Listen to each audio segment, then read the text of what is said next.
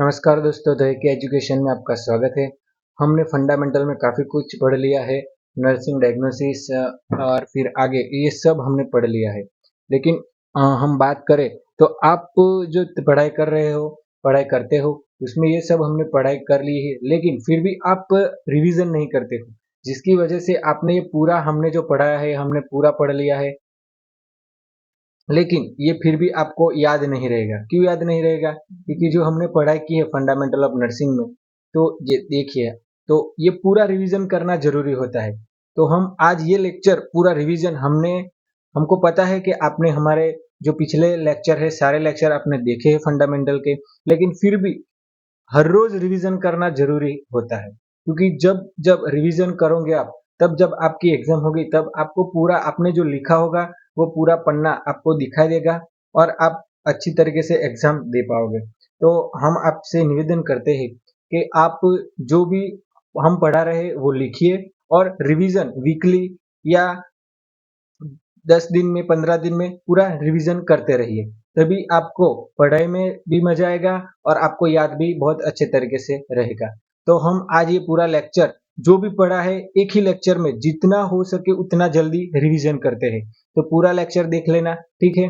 तो हमने शुरुआत की थी फ्लोरेंस नाइटिंगेल से फंडामेंटल में, जिनका जन्म 12 मई 1820 में इटली में हुआ था, ठीक है। और उनकी डेथ 13 अगस्त 1910 में हुई थी।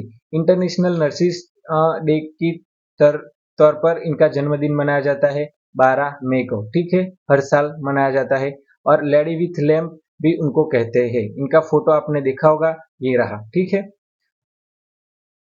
फिर हमने बात की थी 1871 में फर्स्ट नर्सिंग स्कूल इन मद्रास। मद्रास में पहली स्कूल बनाई गई जो 6 मंथ का कोर्स देने वाली थी मिडवाइफरी के सब्जेक्ट पर। फिर 1908 में TNAI की स्थापना हुई, train nursing association of India, ठीक है। 1926 में तमिलनाडु में फर्स्ट रीजनल काउंसिल बना। 1946 में BSc nursing Delhi and Vellore में शुरू किया।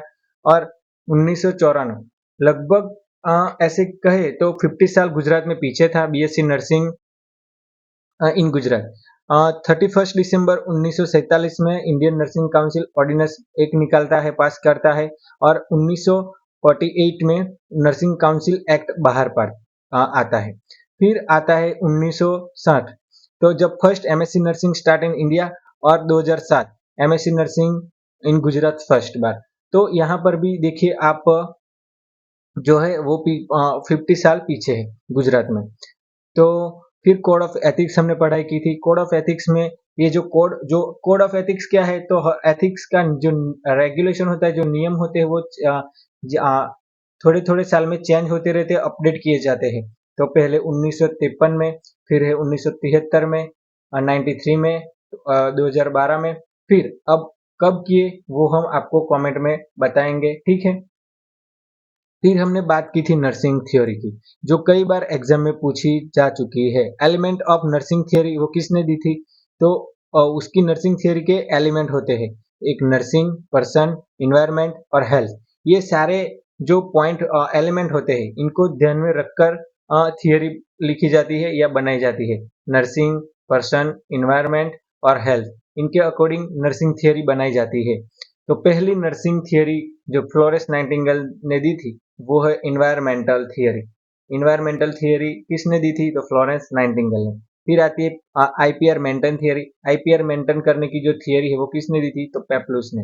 ये भी 2 बार एग्जाम में पूछा जा चुका है। फिर आता है हेंडरसन, उन्होंने दी जो 14 बेसिक नीड है वो थियरी, तो किसने दी थी? हेंडरसन ने। रॉयस ने दी अडेप्टेशन थियरी।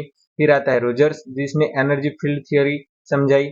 पेंडर ने हेल्थ प्रमोशनल मॉडल थियरी होता है वो दी। और ऑरएम ने सेल्फ केयर डेफिसिट की जो थियरी होती है, सेल्फ केयर डेफिसिट की थियरी, वो किसने दी? तो ऑरएम ने दी थी, ठीक है। फिर आता है role of nurse. Role of nurse में केयर गिवर का रोल होता है, पेशेंट को केयर करना होता है। फिर होता है कम्युनिकेटर, डॉक्टर पेशेंट रिलेटिव्स के साथ गुड कम्युनिकेशन, अच्छे से बात करना होता है। एडवोकेटिव रोल होता है, प्रॉब्लम को डॉक्टर को कह सके। मैनेजिंग रोल होता है, ward, OT, staff, servant, all managing role, सबको मैनेज करना एक नर्स में होना चाहिए। ये सारे नर्सिस के रोल। काउंसलर होना चाहिए, हेल्प टू पेशेंट, उसको अच्छे तरीके से काउंसिल कर सके, ऐसी नर्स होनी चाहिए। टीचर जैसा रोल हो जाना है, कुछ भी जो स्टूडेंट पढ़ रहे हैं अभी, जो जैसे कि आप पढ़ रहे हैं, तो एक नर्स जब आप हॉस्पिटल में जाए तो नर्स भी एक टीचर तरीके का रोल करनी चाहिए, और जो स्टूडेंट पढ़ने आए हैं उनको भी अच्छी तरीके से पढ़ाना चाहिए। पेशेंट को भी कुछ समझाना चाहिए, जैसे कि इंसुलिन का इंजेक्शन जो डेली पेशेंट को लेना है ऐसा जरूरी है, तो किस तरीके से वो लेगा, वो भी एक टीचर का तरीके का रोल आता है। सम प्रोसीजर सिखानी पड़ती है। फिर आता है research role, educate, file and sample and search.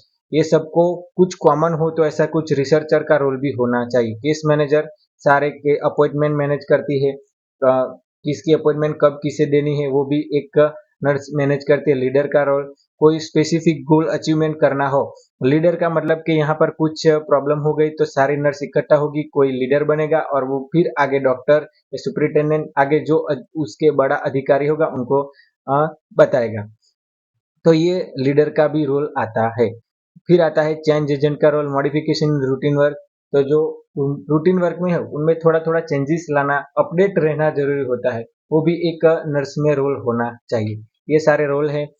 अगर तुम सूरज की तरह चमकना चाहते हो तो सूरज की तरह जलना भी सीखो। ये अब हमारे अब एपीजे अब्दुल कलाम ने कहा था, ये भी हमने बात की थी, ठीक है। फिर आता है एक्सपेंडेड रोल ऑफ नर्स। जो हमने रोल पढ़े ये तो सारे नर्स में होने चाहिए, लेकिन उसके अलावा रोल ऑफ नर्स जो एक्सपांडेड है, तो ये थोड़ा और ज्यादा है, तो ये होना चाहिए ऐसा नहीं है, लेकिन आपको अगर कुछ ज्यादा पाना है तो ये आपको ऐड करना होगा, एक्सपेंड होना पड़ेगा। तो नर्स एज ए एडमिनिस्ट्रेटर, अगर आप इंचार्ज बनना है तो ये रोल आप में होना चाहिए। अगर मैट्रन बनना है, सब नर्स की हेड होती है मैट्रन इंचार्ज, तो एडमिनिस्ट्रेटर का रोल होना चाहिए। फिर आता है nurse as a clinical specialist. अगर नर्स को क्लिनिकल स्पेशलिस्ट बनना है तो उसको एमएससी का कोर्स करना पड़ेगा नर्सिंग में, फिर वो क्लिनिकल स्पेशलिस्ट बन सकती है। फिर आता है nurse as a practice, NPM, nurse practice in midwifery. कोई स्पेसिफिक गोल यहाँ पर मिडवाइफरी का है तो एनपीएम, तो कोई प्रैक्टिस स्पेशल होगी तो वो इस उसमें निपुण हो बनेगी। Nurse as a educator, MSc nursing और रिसर्च के बाद वो एक एजुकेटर नर्स किसी को भी पढ़ा सकती भी है। नर्स एज ए एनेस्थेटिक, जो एनेस्थेशिया देते हैं ऑपरेशन के पहले, जो हर पेशेंट को ज्यादातर ऑपरेशन जो होता है उसमें एनेस्थेटिक की दवाई दी जाती है, जो बहुत जरूरी होता है। तो वो डॉक्टर करता है, एनेस्थेटिक डॉक्टर होता है वो करता है। लेकिन कई बार ये एक रोल होता है, ये पूरा पढ़ाई होती है एनेस्थेटिक की, वो पढ़ाई कर ले तो नर्स भी एक एनेस्थेशिया दे सकती है, एनेस्थेटिक नर्स बन सकती है, ठीक है। फिर आता है इंडस्ट्रियल नर्स, जो नेवी होता है, आर्मी और कंपनी में नर्सेस होती है, नर्स होते हैं, तो वहां पर भी इंडस्ट्रियल नर्स ऐसे हम बन सकते हैं। वहां थोड़ी ट्रेनिंग की जरूरत होती है, वो लेके आप फिर आर्मी, नेवी या कंपनी में नर्स हो सकते हैं। तो ये सब थे एक्सपांडेड नर्स। जो हमने पहले पढ़े रोल, वो नर्स सारे नर्स में होना चाहिए। अगर आपको एक्सपांडेड यहाँ किसी कंपनी में काम करना है, आर्मी में काम करना है, नेवी में काम करना है, एनेस्थेटिक, एजुकेटर या फिर कोई स्पेसिफिक मिडवाइफरी जैसा रोल अदा करना है, तो इन सभी में आपको एक्सपांडेड होना पड़ेगा, ठीक है। फिर लीगल एथिक्स की हमने बात की थी, टॉर्ट्स, फिर इंटेंशनल टॉर्ट्स आता है, उसमें असॉल्ट, किसी को सिर्फ बोल के, फिर बैटरी, किसी को टच करके, defame of character, fraud, invasive of privacy, intrusion, public disclosure, ये सब हमने बात किए थे। तो ये तो आपको वही लेक्चर पूरा देखना पड़ेगा, क्योंकि हम अभी जो रिवीजन कर रहे हैं इसमें ये रिवीजन नहीं करने वाले हैं। एथिक्स के बारे में रूल्स एंड रेगुलेशन, ये आपको पूरा समझना पड़ेगा, क्योंकि इस रिवीजन में हम इतना जल्दी में वो आपको समझा नहीं पाएंगे, ठीक। फिर आता है नर्सिंग प्रोसेस की, नर्सिंग असेसमेंट पहले होता है, nursing diagnosis, planning, implementation and evaluation. ये स्टेप जो है वो ये स्टेप बाय स्टेप ही होते हैं। ये कई बार एग्जाम में पूछा जा चुका है, बड़ी बड़ी एग्जामों में ये पूछा जाता है। हर स्टेप के बाद ये पहला स्टेप है, दूसरा स्टेप है, ये तीसरा, ये चौथा, ये और पांचवा। इसके अलावा कोई अलग स्टेप यहाँ पर चेंज किए नहीं जाते हैं। नर्सिंग प्रोसेस में जो स्टेप है, पहले असेसमेंट किया जाता है, बाद में डायग्नोस किया जाता है, फिर प्लानिंग किया जाता है। कोई पेशेंट आए उसको असेस किया जाता है, इसको क्या बीमारी है, उसको डायग्नोस किया जाता है, उस बीमारी का नाम क्या है, क्या इसको क्या कहेंगे, फिर उसको ट्रीट करने के लिए प्लानिंग किया जाता है कि हम इसका प्लानिंग कैसे करेंगे, इसको क्या देंगे क्या नहीं देंगे। फिर इम्प्लीमेंटेशन, इम्प्लीमेंटेशन में क्या होता है, तो इस प्लानिंग को इम्प्लीमेंटिंग करना होता है, जो हमने प्लानिंग किया वो करना होता है। फिर इवैल्यूएशन, जो हमने प्लानिंग किया था, इम्प्लीमेंटेशन किया, वो सही से वर्क कर रहा है या नहीं, उसको कहते हैं इवैल्यूएशन। फिर असेसमेंट में भी बात की थी सब्जेक्टिव डेटा और ऑब्जेक्टिव डेटा। तो जो उसको कोवर्ट भी बोलते हैं और यहाँ पर ओवर्ट बोलते हैं। ऑब्जेक्टिव डेटा को ओवर्ट और कोवर्ट तो सब्जेक्टिव डेटा। जो फीलिंग होती है, कम्युनिकेशन जो पेशेंट बोलता है वो कहता है, उसको सब्जेक्टिव डेटा कहते हैं। और मेजरेबल जो हो सके, जैसे कि सेंस और रिकॉग्नाइज हो सके, जैसे कि फीवर, तो उसको नापा जा सकता है, तो उसको ऑब्जेक्टिव डेटा में आता है। Source of data, primary source तो क्लाइंट है, जो दर्दी है, जो पेशेंट है, वही कहेगा उसको क्या हो रहा है, तो वो प्राइमरी सोर्स हो गया। सेकेंडरी सोर्स में relatives, files, patient history, past history, वो सब सेकेंडरी डेटा में आएगा। यहाँ से आप डेटा प्राप्त करते हैं। जो प्राइमरी होता है उसमें क्लाइंट होता है, जो खुद पेशेंट बताता है, उसको कहते हैं प्राइमरी डेटा। ठीक है, और सेकेंडरी में क्या आता है, तो उसके जो संबंधी है, रिलेटिव है, उसकी फाइल है, उसकी पास्ट हिस्ट्री है, उसका कोई पास्ट प्रोसीजर है, पास्ट हिस्ट्री है, तो वो सब उसे आप डेटा कलेक्ट करते हो, तो उसको कहते हैं सेकेंडरी डेटा। फिर हमने बात की थी कंपोनेंट ऑफ असेसमेंट। कुछ कंपोनेंट होते हैं असेसमेंट करने के, तो फिजिकल कंपोनेंट होते हैं, मेंटल कंपोनेंट और न्यूरोलॉजिकल कंपोनेंट होते हैं। अब फिजिकल असेसमेंट होता है तो उसमें इंस्पेक्शन किया जाता है, फिर आता है पाल्पेशन, फिर परकशन और अस्कल्टेशन। तो ये दोस्तों जो है, ये भी step by step he process है। पहले इंस्पेक्शन, इंस्पेक्शन में क्या आता है, कोई भी हो तो साइज, शेप, स्कार या वुंड, उसको सिर्फ देखना होता है। इंस्पेक्शन में सिर्फ आंख से आप देख सकते हैं। फिर आता है पाल्पेशन, शैलो और डीप, 4 फिंगर का यूज करके, आपकी हैंड की 4 फिंगर का हाँ टच करके आप पाल्पेशन कर सकते। फिर आता है परकशन, टैपिंग, टिम्पेनिक। अगर टिम्पेनिक हुआ तो एम्प्टी होगा, और डल होगा तो फुल डल साउंड आएगा जब आप परकशन करते हैं। ऐसा टैपिंग करना होता है उंगली से, ऐसा टैपिंग। तो टिम्पेनिक साउंड आया तो एम्प्टी है, और डल साउंड आया तो वो फुल है। फॉर एग्जाम्पल एब्डोमिनल पर हम टैपिंग करते हैं और टिम्पेनिक साउंड आता है तो एम्प्टी और डल। ये आपको प्रैक्टिकल करेंगे तभी आपको समझ में आएगा कि कैसा एम्प्टी साउंड आता है और डल साउंड आता है। ठीक है, फिर आता है अस्कल्टेशन। अस्कल्टेशन मतलब कि जो स्टेथोस्कोप होता है वो लेके साउंड चेक करना होता है, तो उसको कहते हैं एबनॉर्मल साउंड जब आए तब चेक करने के लिए अस्कल्टेशन किया जाता है।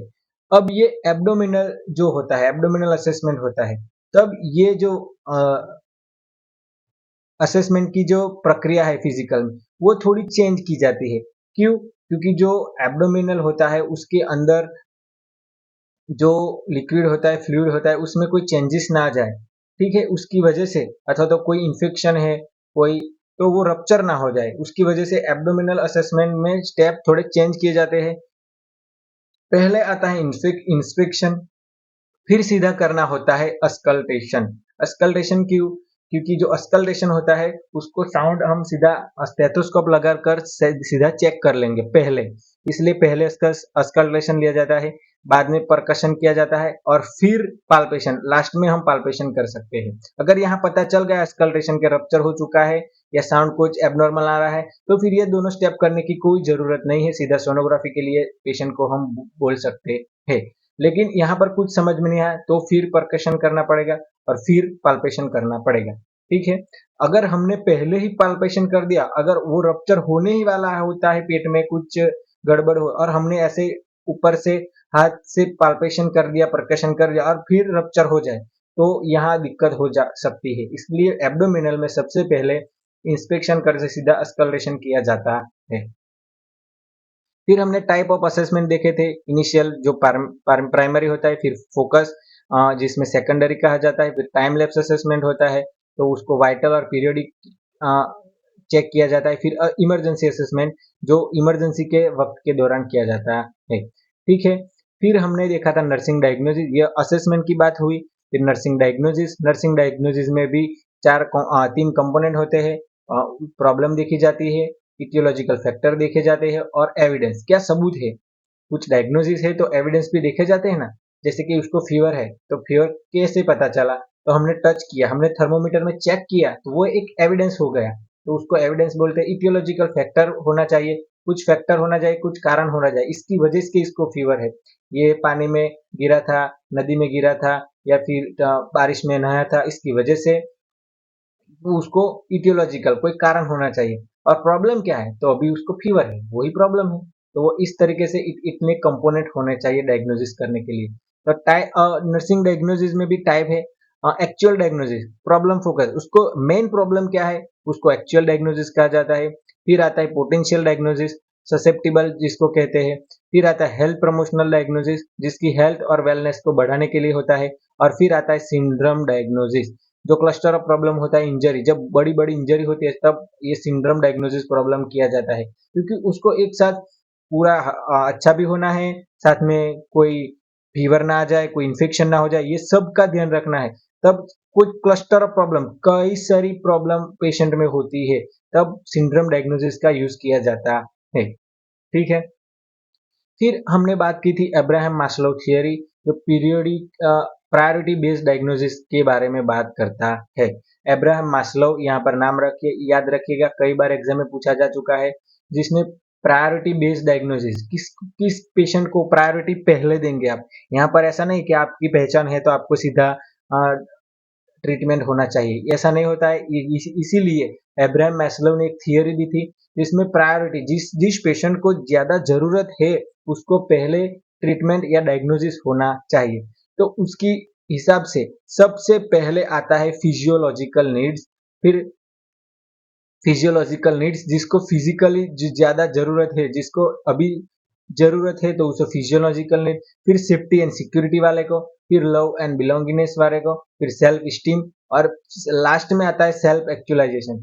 तो यहाँ पर एक पेशेंट आया है जो जिसको सिर्फ अभी मेंटली वो इल है, थोड़ा बीमार है, वो उसे कुछ सुसाइडल थॉट आ रहे हैं, तो ऐसे को हम सीधा ट्रीटमेंट देने नहीं लग जाएंगे, वो यहाँ सेल्फ एक्चुअलाइजेशन सेल्फ स्टीम में आएगा। ठीक है, तो उसको बाद में देखेंगे। लेकिन अभी जो एक्सीडेंट हो क्या है, वो जिसका एयरवे CAB, ब्रीदिंग, एयरवे और सर्कुलेशन में जिसका प्रॉब्लम हो रहा है, तो यहाँ उसको पहले ट्रीट किया जाएगा। फिजियोलॉजिकल नीड सबसे पहले देखी जाती है, 1 2 3 4 और ये 5, इसी तरीके से लाइन में ट्रीटमेंट की जाती है पेशेंट की। फिर हमने देखा था गोल, गोल कैसा होना चाहिए, स्मार्ट होना चाहिए, कोई स्पेसिफिक मेजरेबल होना चाहिए, अटेनेबल होना चाहिए, रिलायबल होना चाहिए, और टाइम में अचीव हो सके, ये ऐसा होना चाहिए। जो गोल, एक गोल बनाते हैं कि पेशेंट को फीवर कम हो जाए, तो एक स्पेसिफिक गोल है, उसका हमें फीवर कम करना है। फीवर मेजरेबल है, हम मेजर कर सकते हैं, फीवर इतना था तो इतना कम करना है। अटेनेबल, ये हो सकता है, ऐसा है। रिलायबल है, और टाइम, इतने टाइम में होना चाहिए, ये भी होना जरूरी है। तो ये स्मार्ट, इस तरीके से स्मार्ट गोल होना चाहिए। ठीक है दोस्तों। फिर आता है प्लानिंग। प्लानिंग कैसे, फॉर एग्जांपल एक हमने ये डायग्नोसिस है दोस्तों, hyperthermia related to fever as evidence by vital sign, ये हमने एक डायग्नोसिस लिखा है। अब हम प्लानिंग क्या करेंगे, तो प्लानिंग इस तरीके से कुछ होना चाहिए। अब यहाँ पर हाइपरथर्मिया है, ये मतलब कि उसकी बुखार बढ़ रहा है, हाइपर हो रहा है, तो रिलेटेड टू फीवर, फीवर के रिलेटेड है। और एविडेंस क्या है, एविडेंस बाय वाइटल साइन, हमने वाइटल साइन चेक किए, तब पता चला कि इसका 101 फ़ारेनहीट फीवर है। अब उसका वाइटल हमको चेक करना, प्लानिंग में क्या होना है, तो हम वाइटल साइन जो है, टेम्परेचर है वो चेक करेंगे, उसको ओरल फ्लूइड देंगे, फिर उसको कोल्ड स्पंज देंगे, एडमिट उसको दवाई देंगे, ये सब हमने प्लानिंग किया। फिर इम्प्लीमेंटेशन क्या है, तो जो हमने अभी प्लानिंग किया था उसी को इम्प्लीमेंटेशन कहते हैं, उसको एक्शन में लेना। प्लानिंग, एक्शन ऑफ प्लानिंग, उसको क्या बोलते हैं, तो इम्प्लीमेंटेशन। प्लान को जो प्लानिंग किया है उसको एक्शन में लेना का उसको इम्प्लीमेंटेशन बोलते हैं। तो जो हमने वाइटल साइन चेक करने थे, तो हमने vital sign, BP, pulse rate, फिर SpO2 और टेम्परेचर, ये हमने चेक किया। फिर उसको गिवन ओरल, यहाँ पर देना नहीं है, दे दिया है, फिर कोल्ड स्पन दे दिया है, उसको मेडिसिन भी दे दी है, तो ये सब इम्प्लीमेंटेशन था।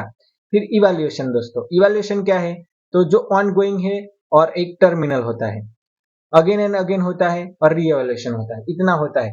ऑन गोइंग इवैल्यूएशन मतलब कि अभी पेशेंट है, उसको रेगुलरली टेम्परेचर चेक करना है, 2 आवरली 4 आवरली, तो उसको ऑन गोइंग है। टर्मिनल बोलते हैं तो अभी 6 आवरली किया, बाद में शाम को करना है, फिर सुबह में करना है, तो वो टर्मिनल आता है। अगेन एंड अगेन, जितनी बार हो सके उतनी बार ज्यादा लेना है तो वो सब टर्म अगेन है। एंड रीवैल्यूएशन, उसको जो हमने गोल किया था वो अभी अचीव नहीं हुआ है तो उसको रीवैल्यूएशन कीजिए, हो गया है नहीं हुआ है तो पूरा स्टेप फिर से, फिर नर्सिंग डायग्नोसिस असेसमेंट करना है, डायग्नोसिस बना है, गोल प्लानिंग और इम्प्लीमेंटेशन और इवैल्यूएशन करना है तो उसको री इवैल्यूएशन बोलते हैं। फिर से पूरी प्रोसेस दोहराना इवैल्यूएशन में आ जाता है। ठीक है, तो दोस्तों हमने यहाँ तक पढ़ाई की थी। अब हम जो आगे पढ़ने वाले हैं वो कुछ हटके होने वाला है, क्योंकि वो कई आपको मजा भी आएगा। जो डॉक्टर लोग लगते हैं बीडी, ओडी, एचएस, ये दवाई के बाद लगते हैं, फिर या फिर कोई दवाई का नाम लिखते हैं फिर ऐसा कुछ करते हैं। तो ये क्या है, इसके बारे में हम पूरी अगले लेक्चर में देखने वाले हैं। तो अगला लेक्चर जरूर देखिएगा। वीडियो अच्छा लगा हो तो लाइक कीजिए, अपने दोस्तों के साथ शेयर कीजिए, चैनल को सब्सक्राइब कीजिए। अगला वीडियो जो हमने बात की वो यहाँ आने वाला है तो यहाँ क्लिक कीजिए और सारे वीडियो देखने के लिए यहाँ क्लिक कीजिए। Thank you.